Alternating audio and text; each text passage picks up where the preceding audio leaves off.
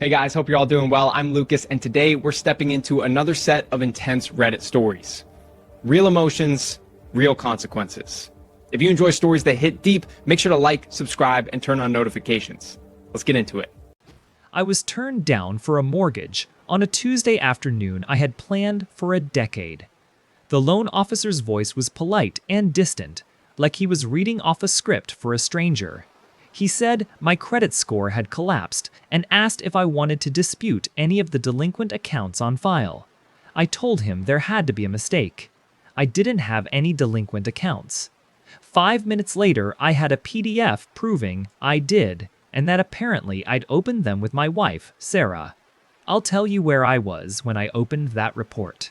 In my car, in the parking lot behind a strip of shops in North Dallas where Sarah runs a flower shop wedged between a nail salon and a Pilates studio. The Aussie sea hummed against the Texas heat, and the smell of old coffee clung to the cup holder. I scrolled, and the world tilted. There were 3 credit cards I didn't recognize with our home address. 2 had my name as primary, 1 had me as an authorized user. There was a store card for a designer boutique at North Park, and a line of credit from a bank in Plano, joint, opened 8 months ago. Every one of them was late. I called the loan officer back. He explained in slow, careful words how late payments work. He said joint means joint. I said there had to be fraud. He told me to contact the lenders and file disputes. His tone softened right at the end, the way people do when they're crossing the line between professional and human. "I'm sorry," he said. "I know this is a lot." I don't remember putting the car in gear, just the steering wheel under my hands and the feeling my chest was a bell someone had struck. Sarah's shop door chimed when I went in. The place smelled like damp stems and eucalyptus.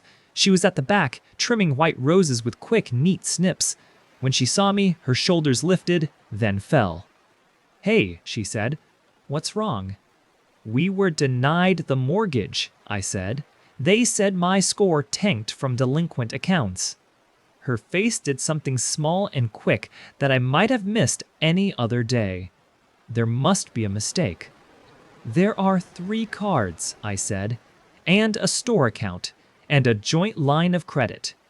She put the clippers down. "Can we talk at home?" That was Sarah's move when she needed time. Move the conversation to another place. Wrap it in a later. I said, "No, we'll talk now." She glanced at a customer picking through succulents and forced a smile. "Let me close up early." We sat in the tiny office behind the shop. There were spare vases stacked on metal shelves and a picture of us from a state fair date pinned to the corkboard. I remember the blue sky and the way her hair blew across her face in that photo. She kept it there like a talisman. I wanted to tear it down. "It's not what you think," she said. "I was going to tell you. My mom's surgery, insurance didn't cover all of it. I didn't want to worry you while you were chasing the mortgage. I just needed a buffer. It spun out. I'm sorry." "The statements don't show hospitals," I said. "They show a salon and a boutique and transfers, regular transfers to a Dave for project." Her mouth opened, then closed. It's complicated." I worked in IT long enough to know when a system is lying. It starts with vague, then it spins. "Who is Dave?" I asked. "My ex," she said, as if the word were a pebble and she could drop it into a well and we'd all forget the sound. He had an idea for a business. He told me he'd pay me back. He said he just needed a bridge. It's not... "Sarah," I said, and my voice came out flat, not angry yet because anger was still hunting for a shape. "How much?" "I don't know," she said. "I didn't track it like that." "You didn't track it?" Tears pooled fast. Sarah always cried quickly, like the truth lived closer to the surface for her than for most. "I wanted to help. He said I was the only person who believed in him. He said he'd pay every cent, and then it got messy with his investors or whatever, and then he went quiet. And I thought I could refinance, and then I kept using one card to cover another, and..." "A spiral," I said. "You built a spiral." I was going to tell you, she said again, like if she stacked the words, they'd become a wall that could hold back the ocean. I swear. Don't swear at me, I said. We drove home in separate cars. The sky over Dallas was hard blue, no clouds. Our house had that dry, sun-baked smell of summer, faint dust, and laundry detergent. I sat at the kitchen table and pulled up my email, and there they were, little innocuous subject lines I dismissed for months. Important update to your account. Statement ready.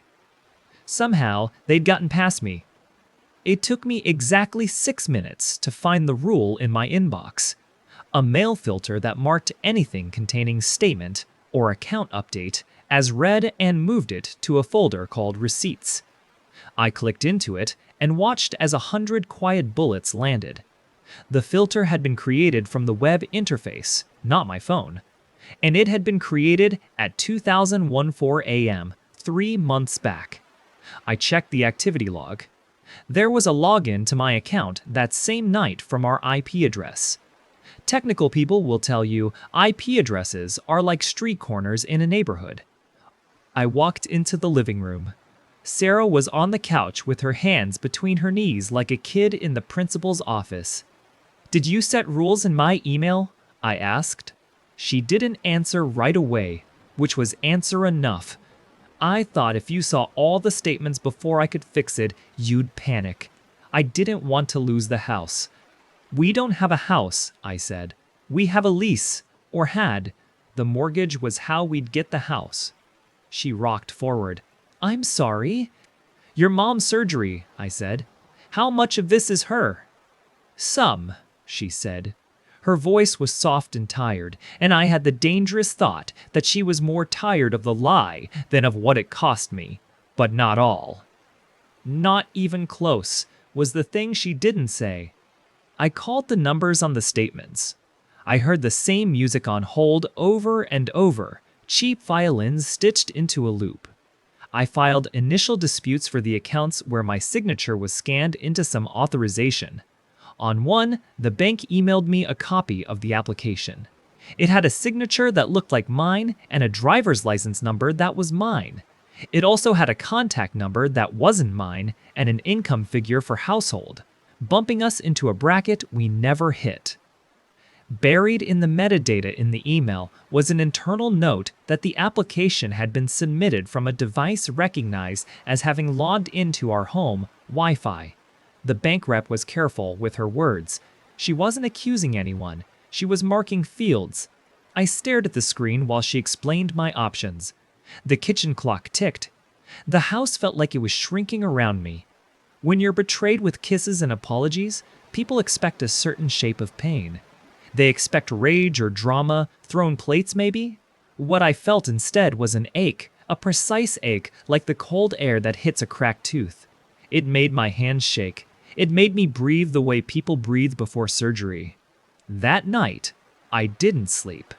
The AC cycled, the refrigerator clicked, and once, around 2, a car with a loud exhaust cruised past. I went into the closet to get a sweater and found a stack of envelopes behind a box of old scarves. The envelopes were from lenders. They were opened, roughed up like they'd been read in a hurry and shoved out of sight. In one, there was a receipt from a salon in Uptown. I looked up the place out of dull curiosity and found the site where the cheapest package cost more than our car payment. Another receipt was from a store that sold dresses like sculpture. I slipped them back like the act of touching them might change the past. 2 days later, I took a call from a collection agent about a small business account tied to Aurora Events, LLC. The woman on the phone asked me to verify a business address on Maple Avenue. I said I didn't own an event company. She said I was listed as a co-signer. I laughed for the first time since the mortgage call, a sound that came out wrong. "I didn't sign anything," I said. "You can request the application," she said. "We have a scanned copy." When the PDF came, it had me in tidy black text as co-signer. It also had an e-signature that was not mine, written on a tablet like a child's looped drawing of my name. Under owner, the name was David Bram. I didn't need the lender to tell me that Dave was Dave. The business phone number listed matched the one in Sarah's transfers. In the attachments was a vendor letter of intent that read like a wish, more than a contract. I clicked through the documents until I found a permit application with a date stamp. The date matched one of the big transfers out of our joint checking account. I called Sarah. "Who is David Bram to you now?" I asked. "Please don't," she said. "Please don't do this." "I'm already doing it," I said. "You brought me here." "It's not like that," she said. "He was on his feet, and then he wasn't, and I was trying to help, and I didn't want you to see me as what?" I said. "As somebody who can't get her own house in order," she whispered. "I wanted to be a person you could count on." "You were a person I could count on," I said, and then the sentence broke because it didn't hold anymore. Until you weren't. There's a part of me that wants to tell you I lost it then. That I shouted. I didn't. I hung up and dialed someone else. I called my friend Ethan, who knows me from back when I was an entry-level tech at a utility company, and he was a field supervisor with a knack for reading people like logs. "You need to protect the perimeter," he said. "Freeze the joint cards, lock your credit, separate your bank accounts, and stop telling yourself this is a misunderstanding." "It's my wife," I said. "It's your credit," he said, "and it's your future." I called the banks, one by one. I put fraud alerts on my file. I opened a new checking account in just my name. When I moved my direct deposit, Sarah came into the room and watched the numbers on the screen like they were birds leaving a wire. "I can fix this," she said. "How?" I asked. "With which money?" She didn't answer because we both knew the answer was none. The next escalation came from work. My contract renewals always included a background soft pull. It was standard for clients who gave me access to their networks. A coordinator called to tell me my renewal might be delayed due to a few flags on the credit pull. She was sorry, she said, her voice cautious, like someone stepping around broken glass. If the client rescinded, it would hit our budget hard. That was the hour I stopped living in the idea that we could smooth this out quietly. The stakes weren't philosophical anymore. They were rent and groceries. I went into Sarah's shop after closing. The office window looked out on a back alley where dumpsters baked in the heat. There were invoices pinned to a corkboard. Vendor statements for peonies and eucalyptus and ranunculus. Pretty words that looked like a riddle next to numbers. I wasn't there to audit her. I was there because I couldn't stand to be in the house. On the shelf above the desk was a shoebox I recognized from moving day. Inside was a stack of old Polaroids from before we married, the kind that fade around the edges. There was one of Sarah in deep Elam, on a night when the streetlights stained everything soft gold, her face tipped up to laugh at someone off camera. The corner was dated in her looping hand. Tucked under that was a thin velvet pouch with a bracelet inside, rose gold delicate. The charm was engraved with a word I had to angle in the light to read. Always.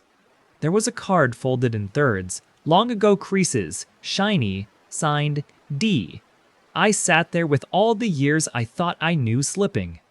Gift from the past, the front of the card said in a print font, like it was a joke with a bow. The past had been very generous to Sarah. It kept giving her reasons. It kept handing her little doors to slip through.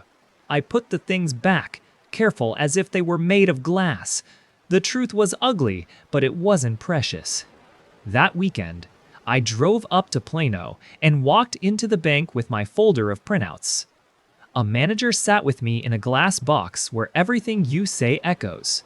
I explained the forged signature, the application timing, the fact that our home IP had accessed my email the night a filter went live. She explained how their dispute team worked. If it originated in your home, she said, it may be considered a domestic incident, not an external fraud event. She was kind about it. She said it the way you tell someone there's weather they can't control. On the drive back, I parked outside a coffee place and scrolled. I searched for David Brahm and found him on LinkedIn with a headline about building experiences that matter. I clicked to his Instagram from a public link. There were photos of mood boards and venue mock-ups, a rooftop shot with the Dallas skyline in the background. In the comments, he'd used the same 3 emojis over and over. There was a shot of a handwritten note on brown paper that read, "Thank you, S, for believing. Couldn't do this without you." Maybe S was for sponsor. Maybe it was for Sarah. Both were true. Both were true! I didn't message him. I didn't need his words on my phone. The thing about pain is, it asks you to pick a direction. You can look backward until your neck is stiff, or you can look forward until your eyes water. I picked both for a while. I let the past hit me in waves while I did future math on a yellow legal pad. What if the contract died? What if we sold the car? What if I got lucky and picked up a temporary gig? What if? What if? What if? What if? What if? What if? When I looked up, Sarah was standing at the doorway holding a bowl of oranges like an offering. "We can go to my parents," she said. "We can explain. They'll help." "I'll go," I said. "But I'm not going to explain. I'm going to tell them what you did." She flinched like I'd struck her. "Don't humiliate me." "Humiliation is the interest on your choices," I said. "I'm paying principal, Sarah. You'll have to pay something." The night before that dinner, I packed a suitcase. It wasn't dramatic. Socks, shirts, the shaving kit she gave me last Christmas. The house looked the same with the case by the door, but in my head, something had already tipped, like the moment a ball crests a hill and you know how the next seconds will go. We met at her parents' ranch style in Richardson at 6. Her mother hugged me at the door and said I looked thin. I heard the catch in her voice and wondered how much she knew. Her father shook my hand with the firm, practical grip of a man who solved things by taking them apart and putting them back together with fewer screws. The dining room was set for a normal meal, which made everything that followed feel crooked. I waited until plates were cleared. I took a manila envelope out of my backpack and laid everything neatly on the table. I'm a consultant. I know how to present difficult information. I had summaries, I had exhibits, I had a timeline. "What's all this?" her father asked, although I think he knew. Good men often know before anyone tells them. "These are accounts opened in our names," I said. "These are transfers from our joint account. This is a co-signed business line for a company I do not own. This is an email rule created to hide statements from me from our home IP at 2 in the morning." Her mother put a hand to her mouth. "Sarah," her father said. Her hands were already trembling. "I messed up," she said. "I messed up so bad." "How much?" he asked, his voice level. She named a number that hung in the air like a swarm. "Who is Dave?" her mom asked around the edges of her hand. "A mistake from before," Sarah whispered. "I thought I was helping him. He said he would pay me back. He said," I said. "He said a lot." Her father's jaw worked like he was chewing a tough piece of meat. "You forged Mark's name?" "I didn't," she said quickly, then softer. "Maybe I did something I shouldn't. I don't know. I was drowning. I thought I could fix it before it mattered." "It already mattered," I said. "It mattered the first day you hid mail instead of telling me. It mattered the night you logged into my email while I slept." She cried then, not the neat tears from the shop office, but a messier kind that broke something in me that was still trying not to care for her. Her mother started crying too, a chain reaction, grief recognizing itself. "I didn't know how to say the truth," Sarah said, pressing her palms flat on the table like she could stop it from shaking. "Every day it got bigger, and every day I told myself I'd fix it tomorrow." I could have shouted. I could have told her how many tomorrows passed while I worked late on client networks and budgeted for a house with a little yard and a small kitchen window where she once said she could see herself washing vases. I didn't. I looked at her father instead, at the way he was looking at me with something like apology. "What do you want to do?" he asked me. "I'm separating our finances," I said. "I've already started. I need to protect my work. I'm finding a short-term place. Then I'm filing to separate. As for the debts and the business, that's between Sarah and the people she promised and the people she forged." "Don't do this," she said. "Please, Mark, don't leave me with this." "I thought we were building a future," I said, my voice as level as I could keep it while I felt the floor slanting under me. "You were financing your past." Her mother made a sound like a prayer and covered her face. On the drive back, I felt the quiet humming in my bones, the kind that comes after a storm when the sky is still the color of bruise and you can hear the water sliding down gutters. I moved into a short-term rental near White Rock Lake with a view of trees and a patch of sky that turned peach at sunset. I sent my clients a letter explaining a temporary delay due to personal matters. The contract renewed. It turned out competence and honesty still counted for something in a town full of people faking both. Sarah filed for bankruptcy in the fall.